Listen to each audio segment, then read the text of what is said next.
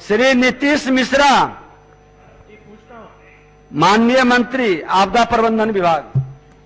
आंशिक रूप से स्वीकारात्मक है।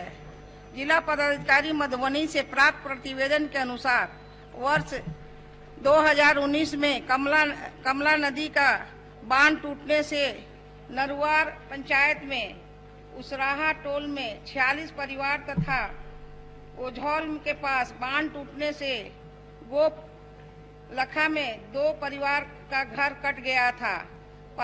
प्रभावित परिवारों को निम्न प्रकार से सहायता राशि का भुगतान किया गया है।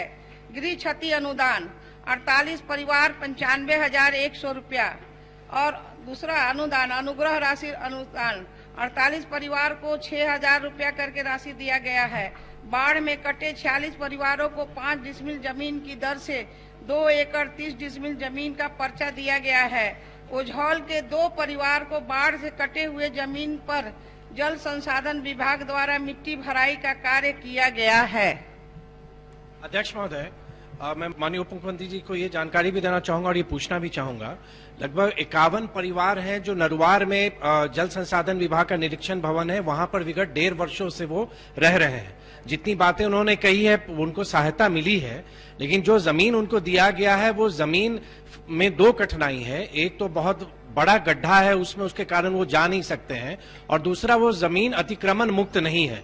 तो ये देने के बाद भी मेरा मूल प्रश्न यही है कि जो नरुआर के 51 ऐसे परिवार हैं जो विस्थापित हैं, जमीन भले दी गई है लेकिन वो व्यवहारिक रूप से वो उनके उपयोग में नहीं है। 1.5 वर्ष बीत गए हैं अध्यक्ष महोदय, एक समय सीमा के अंदर वो जमीन पूरा क्या समय सीमा बताइए? समय सीमा की जमीन में वो बस सके। मेरा बस इतना ही आग्रह और निवेदन और प्रश्न है। ठीक।